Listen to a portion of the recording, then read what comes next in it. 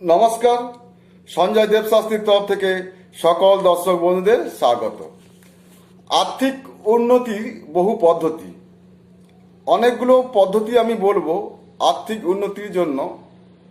এই পদ্ধতি আপনি মেনে চললে তাহলে অবশ্যই আপনার আর্থিক উন্নতি হবে। তো আজকের ভিডিওতে আমি আর্থিক উন্নতির বহু পদ্ধতি এগুলো বলবো। জীবনে বহু পরিশ্রম করেও চাহিদা মতো অর্থ রোজগার করা অনেক সময় সম্ভব হয় না। বিভিন্ন কারণে এগুলো ঘটে থাকে, যেমন গ্রহদোষ, বাস্তুদোষ, আবার ঈশ্বর সাধনায় অবহেলার কারণে হয়।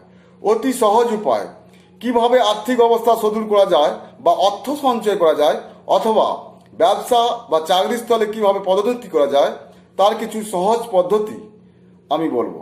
আশা করা যায় সঠিক পদ্ধতিতে মনে বিশ্বাস রেখে পদ্ধতিগুলি অবলম্বন করতে পারলে অনেকটাই উপকার লাভ করতে পারবেন।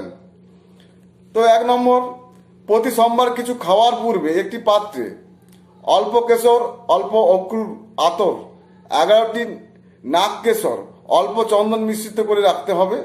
এবার মাটির তাল দিয়ে শিবলিঙ্গ বানিয়ে নৈবেদ্য সাজিয়ে ধূপ দ্বীপ জ্বালিয়ে ওম নমঃ শিবায় মন্ত্র 108 বার জপ করে প্রতি জপের শেষে একটি করে বিল্লপত্র শিবলিঙ্গের ওপর অর্পণ করা, তার উপরে ওই মিশ্রণ কিছুটা ঢালতে হবে।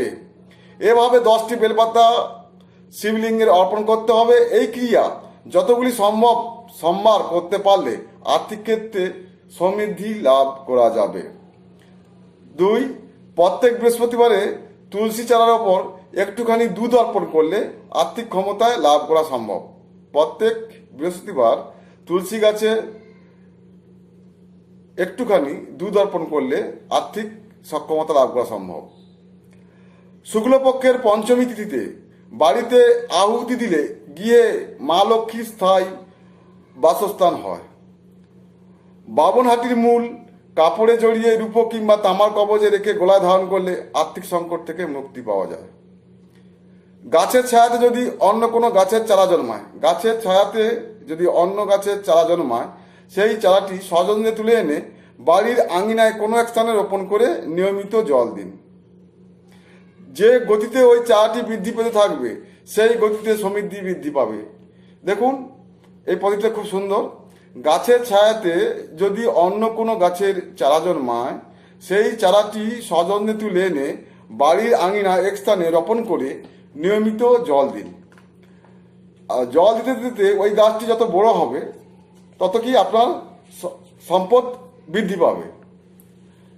আচ্ছা, এবার হচ্ছে খেতে বসে খাওয়ার আগে যদি একটি রুটি কুকুর অথবা কারোর জন্য খাবার থেকে বার করে রাখা হয়, তবে কোনো আর্থিক সমস্যায় পড়তে হবে না। আবার কি বলছি, খেতে বসে খাওয়ার আগে যদি একটি রুটি কুকুর অথবা কারোর জন্য, আমি কি বলছি শুধু কুকুর নয়, অথবা যে কোনো ভিখারি লোক বা অন্য কেউ কারোর যদি খাবার তুলে রাখা হয়, তবে আর্থিক সমস্যায় পড়তে হয় না। গিয়ে 2টো কলা গাছ লাগিয়ে নিয়মিত জল দিলে এবং 2বার গাছের গোড়ায় ঘিয়ের প্রদীপ জ্বালালে মা লক্ষ্মীর কৃপা লাভ সম্ভব হয়। কোনো সোমবার রাতে কাঁচা হলুদের একটি গাঁট মা বগলার চরণে অর্পণ করে রাখুন। পরের দিন মঙ্গলবার ওই হলুদের গাঁটটি একটি হলুদ সুতোয় বেঁধে নিজের বাহুতে বেঁধে নিন। এর মাধ্যমে আর্থিক অবস্থা উন্নতি হওয়া সম্ভব হবে। তো দেখলেন, আর্থিক সমস্যা ঠিক করার জন্য আমি বহু পদ্ধতি বললাম। আপনার সুবিধা মতো যে কোনো একটি পদ্ধতি আপনি অবলম্বন করতে পারেন। সবাই ভালো থাকবেন, সুস্থ থাকবেন। নমস্কার।